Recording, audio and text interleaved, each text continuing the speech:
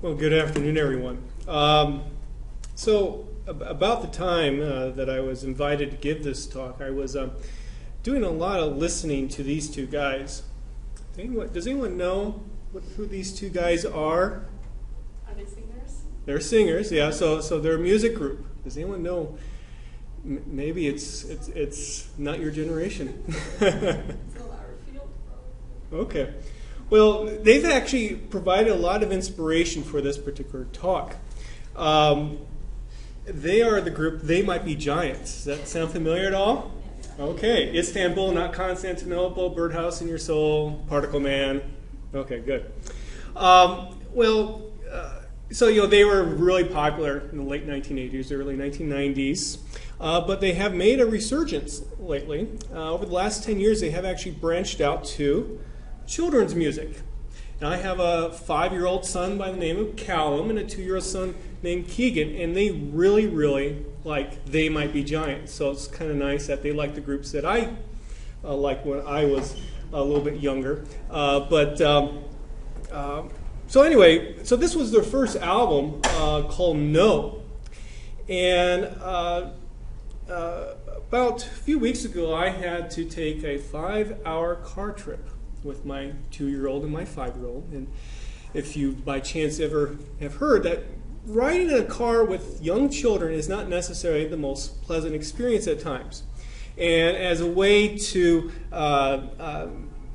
get our children to calm down and not throw books at me while I'm driving and stuff like that, we let them listen to their own music. And they were listening to this album over and over and over again. And in particular, there was one song on this album that really provided motivation for this talk. And so as kind of a different way to begin a statistics talk, I'm going to play you a short segment from They Might Be Giants and the song No. Let me make sure I got this turned up here. Okay, just 25 seconds. No is no, no is always no. If they Can you hear say that? no, it means 1,000 times no. Sorry. Well, anyway, it was worth a try. You see the point that this song, which is called No, talks about saying no. And after about the 5th or maybe the 10th time of listening to this song in the car during my 5-hour car trip with my children, it started to get me thinking about academia. Yeah. So let me get back to my presentation here. Turn that away because I don't need that anymore. In academia, you have lots and lots of choices of what to do. Lots of opportunities. And if you're not careful, and if you start saying yes to everything, you will quickly become overwhelmed. And so whenever we have a new assistant professor in our department, I like to remind them that, it's actually okay to say no to stuff. In fact, it's okay to be selfish and put your career first. And so then that gets then to the purpose of my talk, which is, well, when should you say yes? When should you say yes, but, and when should you say no? For those beginning a career in academia. Now, the ultimate goal for those who are going into academia, of course, is to eventually get promoted to associate professor from an assistant professor position and to get tenure. Now, typically, about 5 or 5.5 years along during your assistant professor years, that's when you have to turn in your promotion materials, or what's often referred to as your tenure pack. You turn it into your department, they review it, then senior administrators in your university will then further review it to make a judgment of, well, are you going to be promoted? Are you going to be tenured? Can you come back next year? That's just the way it is. And so what I'm going to do is talk about then these when to say yes, but, and also no, geared towards assistant professor in Department of Statistics at United States Research University, because that's where I'm at. But many of the things I'm going to say here can be applied to departments of biostatistics, can be applied to other settings as well. So the presentation, if you'd like to obtain a PDF of it, after I get back from Hawaii. I will post a PDF of it at my website, chrisbilder.com/WNAR. Also, I will post a recording. I'm actually recording this right now, so you can relive this experience. Also, various references, web links, and even more suggestions that I just cannot fit in here. Now, but before I get into some specifics, I do want to point out this great article that appeared about a year ago. It's entitled "The Awesomest 7-Year Postdoc," or "How I Learned to Stop Worrying and Love the Tenure Track Faculty Life" by Radhika Nagpal, who is actually an associate professor now, tenured at Harvard University. And a lot of the stuff that I say, she also says in her corresponding article. But she also talks about family life, and family life is a big issue too when you are in a tenure track position. You know, how to budget your time so that you can spend some time with your kids, so you can spend some time with your spouse, but still also get promoted and tenured. So I highly recommend that article. So when should we say yes? Well, obviously we do want to say yes. It's the easiest thing to say out there. But the problem is when you say yes to particular choices, then you're making a time commitment. And for an assistant professor, time is very, very important. You have to be very careful about how you spend your time. Because you have this 5.5 year window to build up your case for promotion and tenure. And I think, when we should say yes kind of comes down to why we would want to be in academia or why we are in academia. There's a variety of reasons, but one of the big ones is academia provides an outlet for our creativity. Very few other jobs out there will allow you to have as much freedom to express your creativity as being in academics. And so we want to say yes to those items, those choices that come up that allows us to express our creativity. So then to begin make sure you say yes to your own research. Frankly put, the number one thing that's going to get you promoted and tenured is your research. It's not, obviously teaching is important, service to the university is important, consulting can be important too, depending upon your type of appointment. But it's the research. So that needs to be a top priority. And where you can start then saying yes goes back to then when you're a graduate student. Use the, try to publish your papers for your dissertation as quickly as possible using the chapter equal paper format. This is kind of common, but just to make sure you understand what I mean by that, with my PhD students, Chapter 1 of their dissertation is always an introduction to the problem. And chapters 2, 3, and 4 are papers that can be submitted immediately as is to a journal for publication. And that way you get your stuff out quickly. Then since you have these papers written for your dissertation, then start doing some of these paper competitions. Obviously WNAR has them, but ENAR has a big one too. If you're not familiar with that, I've been on the committee for that. There's about 100 applicants per year, and they give about 20 awards per year for biometrics quality types of papers. There are many other ASA section paper competitions as well, such as one by the biometrics section. Then, once you got your papers submitted for your dissertation, then you need to start thinking about being a PI for your own grants.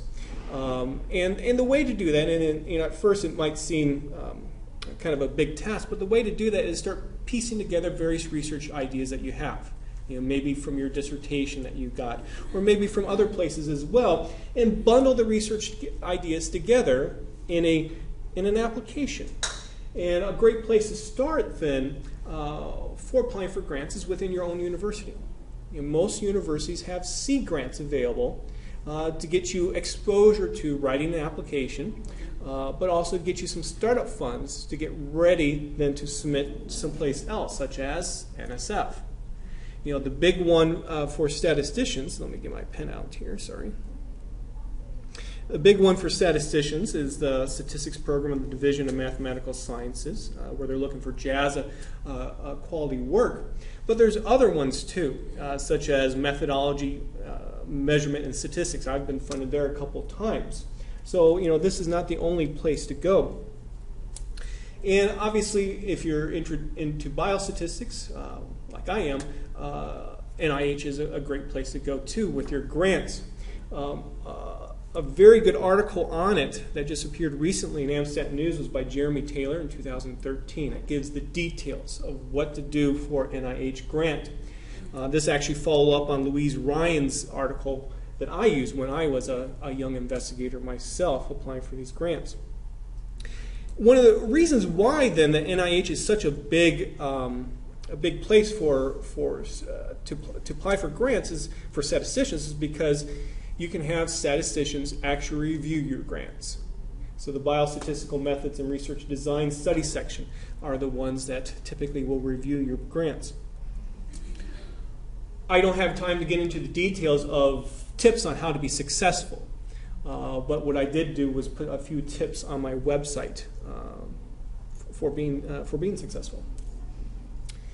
Also say yes then to going to statistical conferences to obviously present your research, but also to learn and to make contacts with others that can be very helpful as you go along in your career.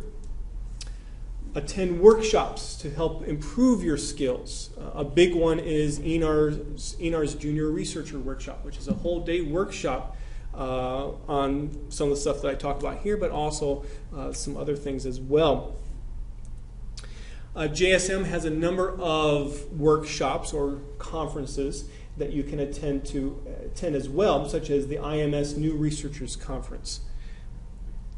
And grantsmanship workshops. In case you don't know, there are actually companies out there that help you write grant applications. And these companies often are invited by universities to come in and give workshops on how to be successful. And so these grantsmanship workshops are nice from a non-statistical perspective of how to be successful with grants. Also say yes to trying to take care of two things by simply doing one. You know, you've heard of the phrase, kill two birds with one stone. This is an essential thing to do as an assistant professor. So for example, if you need to understand a new area for your research, teach it. So for example, a couple years ago, I realized that I needed to understand parallel processing to do some of my research. So what I did was I was teaching an Intro to Bootstrap course, and I taught myself how to do parallel processing, then taught my students, and now I'm using it in my research. And so that was a great way to combine different activities. Also look for items that can be quantitatively measured. If you don't know this, after your department will review your promotion materials, it's sent to non-statisticians who are working in the university, such as a dean. And they will not necessarily know that if you have a publication in one journal, that's better than another. And so you need to somehow look for things that are quantitatively measured, such as quality of papers. The quality of papers can be quantitatively measured a number of different ways. To give you a brief example, when I went out for promotion and tenure, the College of Arts and Sciences Promotion and Tenure Committee was looking at my file. And they saw a number of biometrics papers that I had published. And they said to me, well, we have no idea how good this is. Or is this an easy journal to get published in? And so I had to actually justify to them that, yes, indeed, biometrics is a good journal in my field. And there are various sources then that you can use to quantitatively measure what you're doing. Another thing that you can do is actually construct research and teaching websites that help disseminate your work to others. And when you do that as well, record the web page hits that come to it. There's a variety of different ways to do that. I won't get into the details. But what you can do is use those web page hits that show that, yes, if I have, let's say, 500, 1,000 hits on my website, that shows that there are other people out there that are looking at my stuff, and it's important. So therefore, this is something that you can use to promote yourself or put into your promotion and tenure pack. And now over the last 10 years or so, there are various accreditation programs, accreditations that you can get. And this is obviously very important if you are doing consulting work. Also say yes to getting comments from peers. If you've ever taught, you know that the teaching evaluations that you get from students are somewhat biased at times. You can't rely on those teaching evaluations then to try to get promoted necessarily in academics. And so a good thing that you can do is ask your fellow faculty to come sit in on your classes, evaluate you, and use then the write-up that they might give you then to, prove that indeed that, what you're doing is good. Also, ask for testimonials from people using your research or teaching resources. One thing that I do with my websites is I always have a statement that says, if you found this information useful, please let me know. So every year I get a number of emails from people saying, hey, I use our package, or I use your research to do such and such. Thank you very much for putting that out there. And I take those emails that I get from people, and then I put them in my promotion and tenure materials. Also say yes to using new teaching techniques. Over the last 10 years or so, technology has really transformed how we can teach. So for example, with respect to, let's say, recording your own classes. It's something I've done now for about 8 years. And since I've done that, it's really helped my students out in a number of ways, and it's also helped to save me time, because I do not have as many questions to answer after I get done teaching, because the first resource that they go to is the recording. And if they still can't figure out, then they come to me for more. Blended learning techniques are also very useful. So I use this for one of my courses where instead of meeting 3 times a week like you would traditionally do, I meet just once a week. Where a lot of the stuff that I would typically use, that I typically would say in a classroom every single semester, now have been put onto the web through various recordings or other mechanisms, and that saves me time. And when the need arises, make sure you take maternity and paternity leave, or can't do both. Take maternity or paternity leave. With my first son, Callum, who's 5 years old, I did not do that, and that was a big mistake, because there are a lot of things that come up that first week or month or so that you really need to attend to. With my second son, Keegan, who's 2 years old, I did take paternity leave, and that was very helpful. But one of the big reasons why to do that is that it can stop your promotion and tenure clock. So again, you got 5.5 years to get all your stuff together to get promoted and tenured. And what most universities now, at least for maternity leave, is that they'll say, okay, instead of doing it 5 years, I'll give you 6 years. And that can be very, very helpful to get all your stuff together. Okay, so let's talk about when to say yes, but. When you're in academia, you need to realize that whenever you say yes, and the people that you are talking to, let's say, that are asking you to do something, they need to also realize that saying yes outright might jeopardize your ability to do other work. Again, time is very important, especially for new assistant professors.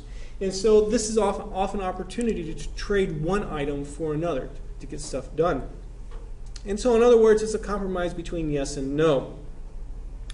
So one place where saying yes but can be very helpful is with respect to teaching new courses. If you've ever taught a course, you know it can be very time consuming to do the corresponding prep. And so at some point, if you're in academia, your department chair or whomever is making the course assignments is going to ask you, hey, would you teach this new course? Well, this is a great then opportunity to say, well, yeah, I'll do that, but in order for me to do a great job, can I have some teaching release time to prepare? So they actually ask you? To some respect. Well, you got to really. I haven't seen that. Okay. Well, I mean, in academics, often you are assigned to something, and then you can negotiate after the assignment's actually made, and that's where the negotiation comes in. I've been successful with getting release time a few times. You can ask for, and depending upon the situation, you may not be able to get release time. Maybe you get a TA, or maybe you can get relief from work elsewhere to, again, justify that, hey, I want to do a great job teaching these students, and to do that, I need some help. Can you provide this kind of a help? Also, you got to be careful with with the variety of courses that you teach. So, for example, in one semester, I'm speaking from personal experience, you might teach multivariate methods class, a time series course. Then the next semester you might teach categorical data analysis, an intro stat course. The next semester you might teach a bootstrap course and a regression course. That wide variety of material can be difficult because essentially when you are teaching a subject to someone, you're trying to be the expert, and if you're trying to keep up with, let's say, the literature on what's new and stuff, then that can be very time consuming if you need to be a jack of all trades essentially in all these different areas. So be careful and limit the number of courses the variety of courses that you teach. Also try to teach the classes that you really want to teach. Obviously this makes then your job easier, and you can actually take the initiative. So before, let's say, new course assignments come out, talk to your department chair or whomever's making the teaching assignments. Hey, I really want to teach this course. And by doing that, then you might be more likely to get that course. And also try to obtain a guarantee that you can teach a class at least twice. So if you do all this prep and you teach a class once, and let's say you're never ever given that course to teach again, well, you've kind of wasted some of your time with all that prep. So you have to if you're going to teach a class, try to get a guarantee that you get to teach at least twice. Well, with respect to consulting, obviously consulting can lead to statistical research problems. And so then the question comes, well, do you have a consulting in your job appointment?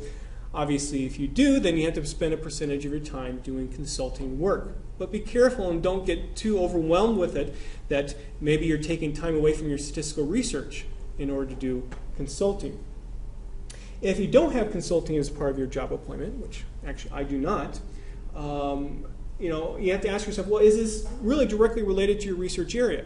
If it is, then obviously you can really develop a fruitful relationship with a subject matter researcher who needs your help, and you can develop new ideas for problems. However, if it's not in your research area, then you have to be careful about how much time you spend on those kinds of problems. And especially if you don't have consulting your job appointment, and if there's a grant involved. So let's say a subject matter researcher comes to you and says, hey, can you help me with this? I'm actually funded by such and such grant. Well, this is where you need to ask for money. Because if they're funded, they're being paid to do this work. Well, why aren't you being paid to do this work? At the very least, of course, a co-authorship on a paper. Departmental university service. All faculty are expected to do some service that can be like serving on a committee, like the technology committee, the graduate studies committee, and so on. At times you'll be asked to do a new committee or chair a committee. And again, it can be very time consuming with, unfortunately, very little reward. Not saying that it's not important work, but can be very little reward. To give you an example, take a look at some famous statistician's CV and look at, on their CV, their service work. And rarely will you ever have anything more, I was on the technology committee. So if you're doing this, and this for on the technology committee, that's not going to usually be on your CV. And so from an assistant professor's perspective, this can be, you have to be careful about getting involved with too much of that work. So, one thing that you can do is that, let's say you're asked to be a chair of a new committee. Well, then the person who asks you, you can say to them back, well, can I have a reduction of work elsewhere? So, for example, I was asked to be chair of the Graduate Studies Committee my last year that was getting all my promotion and tenure stuff together. And I said, well, that's a big job. Can I no longer be on this committee? And my chair said, sure. Professional society service is very good to do, but of course you have to be careful and limit the amount of time you spend on it. Okay, so let's talk about no. When to say no. For those of you who are not familiar with this is from PhD Comics. It's a great comic strip. I'm actually, I don't know if, I think some of you are saying, yes, you are familiar with it. I have actually, if you've, they have a Kickstarter campaign going on to do a second movie about PhD Comics. I donated a few days ago.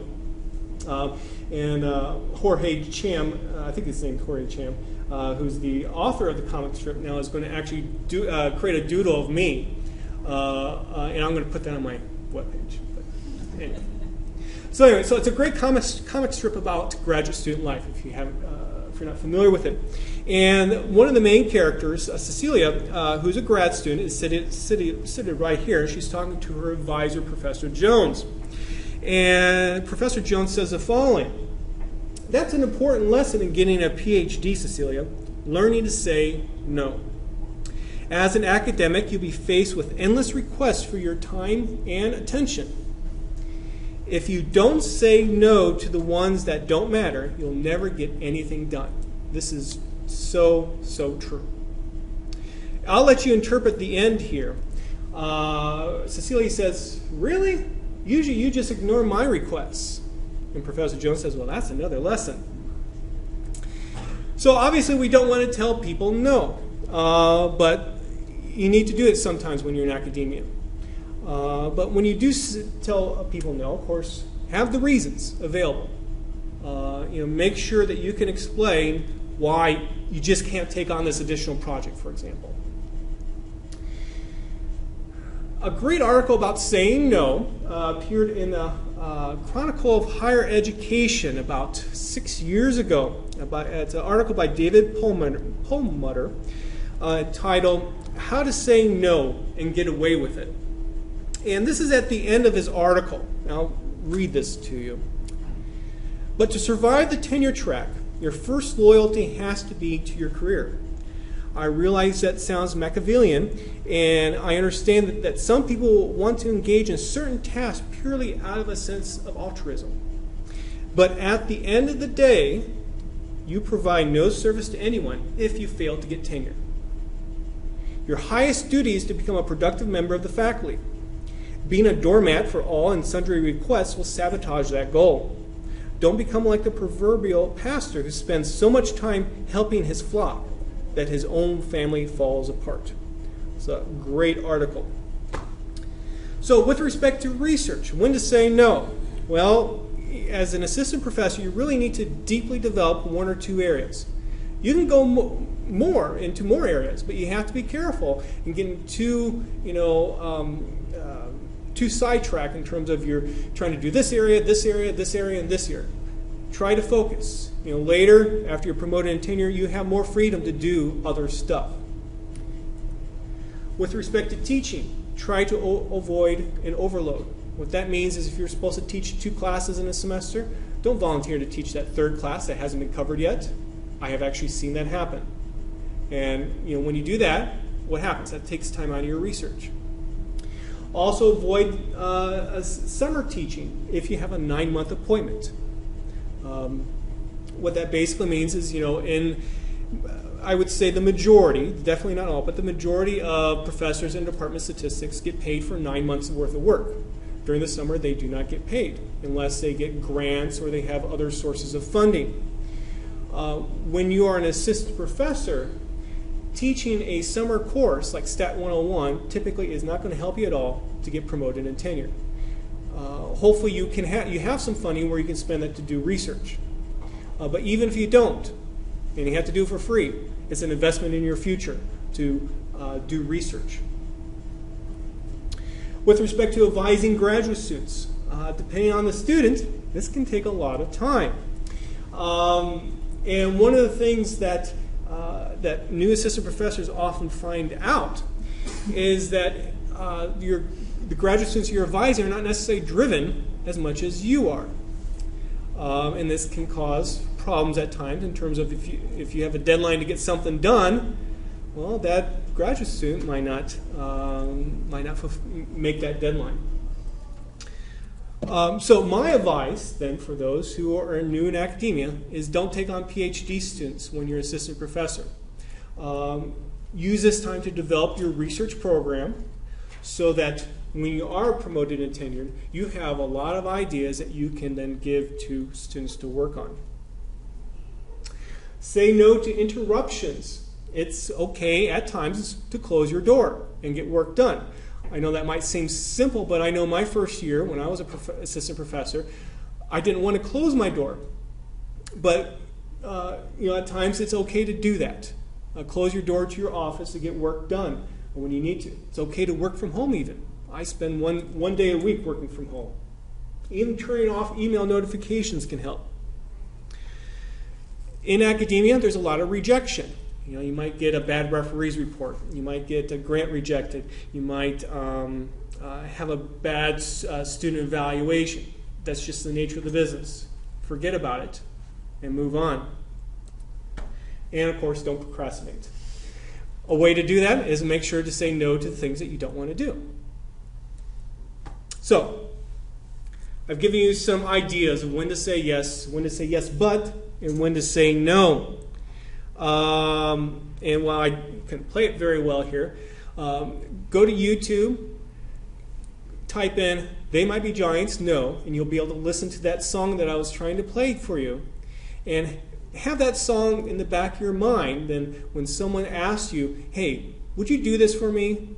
And maybe that momentary pause that you have while you're thinking of that song and remembering will make you think about, well, do I really want to say yes to this? Do I really want to say yes but to it? Or maybe do I want to say no?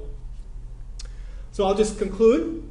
I have a presentation coming up here at the conference. I am in the 10:30 session on Wednesday. Please attend. Also, my department will be hiring in 2015. We are looking for someone in the emerging areas of statistics, such as, let's say, working with big data, where the statistical research that they do can be applied to various biological problems. So, that is the end of my presentation. Are there any questions?